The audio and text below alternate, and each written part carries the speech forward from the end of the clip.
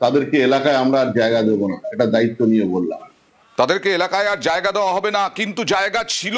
দেখা যাচ্ছে ভাইরাল ভিডিওয়ে এই গৌতম চৌধুরী বিধায়ক, তারই বাইকের পেছনে হারুনের জায়গা ছিল।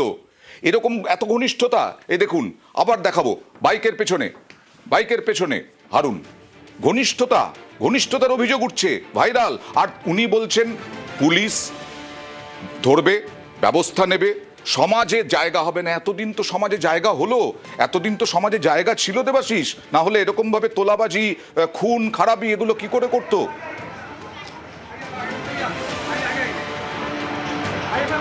দেখো একেবারে এই যে রোহিত এবং যে যারা ছিল অর্থাৎ তাদের কিন্তু কার্যত যদি প্রথম থেকেই কিন্তু এদের বিরুদ্ধে কড়া পদক্ষেপ নেওয়া যেত, তাহলে কিন্তু আজকে এত বড় ঘটনা ঘটতে পারতো না। একেবারে পুলিশের তরফ থেকেও যেরকম বলা হয়েছে, ঠিক বিধায়কের তরফ থেকেও বলা হচ্ছে তার কড়া শাস্তি হবে। কিন্তু যে ছবি ভিডিও সামনে চলে এসছে, এই ছবিতেই কিন্তু পরিষ্কার যে বিধায়কের সঙ্গে তার একটা ঘনিষ্ঠ সম্পর্ক ছিল।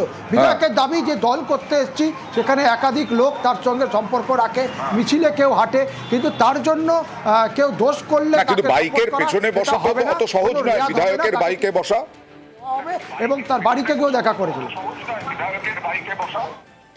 একেবারে দেখো, সাধারণ মানুষের পক্ষে তো অসম্ভব যে বিধায়কের গাড়িতে বসে কেউ এলাকা দিয়ে ঘুরবে, বলে সে তো তার ফেসিলিটি অন্য জায়গায় নেবেই। তার কারণ বিধায়ক ঘনিষ্ঠ হলে সে তার কথা চালাবে বিভিন্ন এলাকায়, এটাই স্বাভাবিক। একেবারে বিধায়ক কি বলছেন অভিযোগ অস্বীকার করে দেখুন। আরেকদিকে সুকান্ত মজুমদার পাল্টা কটাক্ষ করতে ছাড়েননি। আমি ঘর থেকে বেরিয়ে কোনোদিন জীবনে 4 চাকা চড়ি, আমি পুরো এলাকায় বাইক নিয়ে ঘুরে বেড়াই। এবার মিছিলে হাজারো হাজারো মানুষ আসছে, এই ছেলেটির সাথে দলের কোনো যোগাযোগ নেই। আমরা কি আতসকাজ নিয়ে ঘুরে বেড়াবো নাকি যে কে কিরকম? কোনো প্রোগ্রামে গেলে পরে আমরা কি দেখবো নাকি সেখানে যদি বাচ্চাদের বই খাতা পেন দেওয়া হয়, আমাকে চিফ গেস্ট করা হয়? আমি তো চাইবো এই প্রোগ্রাম হোক, কিন্তু যারাই প্রোগ্রাম করছে তারা যদি দুর্বৃত্ত হয় তখন কোনো রকম বেয়াত করবো না। ক্রিমিনালদের কোনো বেয়াত হবে না এই হাওড়ার মাটিতে, ক্রিমিনালদের জায়গা হবে জেলে, শুধু সময়ের অপেক্ষা।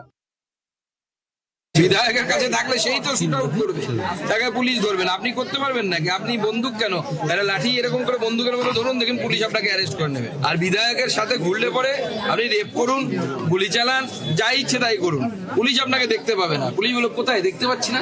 যে বিধায়কের বাইকে করে এসে গুলি চালিয়েছে সেই বিধায়ককে তো অ্যারেস্ট করে।